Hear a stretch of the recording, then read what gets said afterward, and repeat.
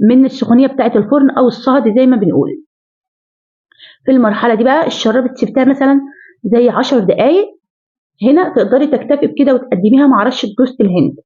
الخطوه دي بقى اختياريه، ناس كتير بتسالني على الصوص ده كده بينباع اكياس زي كده عند اي عطار، في منه كراميل وفي منه اللهم صل وسلم على سيدنا محمد فراوله وفي شوكولاته.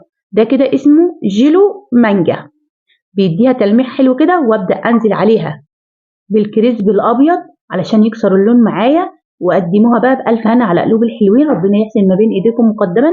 وهنا فتحت لكم قطعه معايا قد ايه هشه وخفيفه مش مكتومه، صدقوني النتيجه هتبقى مضمونه باذن الله وهتعجبكم وهتعملوها على طول، واسهل كمان من كيك الشاي، لان النتيجه زي ما انتم شايفينها بتتكلم عن نفسها، وشايفين اللون بتاع الكيك معايا. واشوفكم يا رب على خير، مع الف سلامه يا احلى متابعين.